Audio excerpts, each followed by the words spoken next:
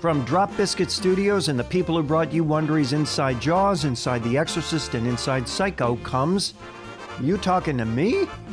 Bite-sized Hollywood history with plenty of bite. Stephen King's Road of Misery. This is You Talking to Me? I'm Mark Ramsey.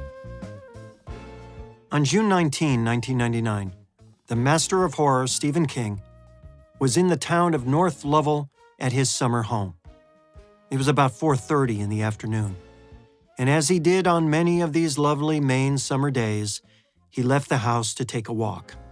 It was his regular 4-mile constitutional, a great way to clear the mind and let the imagination roam.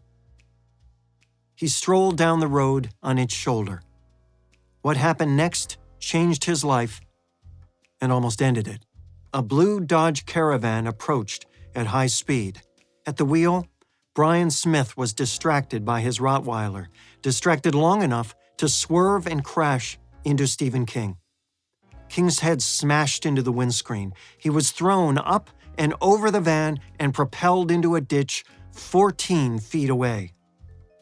A local man witnessed the crash and was first on the scene to help. "I was surprised he was even alive," he recalled. "He was in a tangled-up mess, lying crooked, and had a heck of a gash in his head." Smith, the driver, had thought he'd hit a deer until he noticed Stephen King's bloody glasses on the front seat. King suffered multiple serious injuries. He had 5 touch-and-go operations and remained in the hospital for almost a month. He was unconscious when the doctors debated amputating his right leg, finally deciding it could stay. When he did ultimately go home, the pain that haunted him led him to announce he would retire from writing. Thankfully, he changed his mind and he recovered. Since that recovery, Stephen King has released more than 25 books into the world, and we are richer and grateful for every single one. Just over a year later, in September 2000, the man who struck and almost killed Stephen King was found dead in his trailer in Brownfield, Maine. Brian Smith, who caused so much pain to Stephen King, also suffered pain of his own. He had lived alone and drew disability payments thanks to a previous accident. He occasionally worked as a woodcutter and a mechanic, but he too was haunted by pain and also remorse.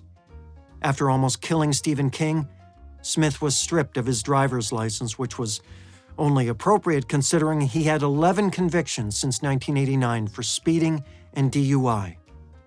Smith's story ended in that trailer on that day in September. The cause of death was listed as an accidental overdose of fentanyl, according to the toxicology reports. September 21st, which also happened to be the birthday of Stephen King. "I was very sorry to hear of the passing of Brian Smith," King said. "The death of a 43-year-old man can only be termed untimely. I would wish better for anyone.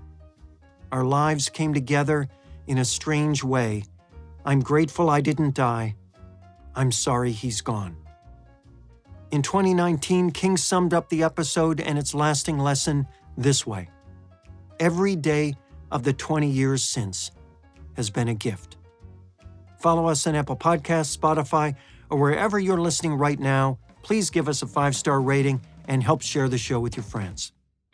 That's You Talking to Me. I'm Mark Ramsey.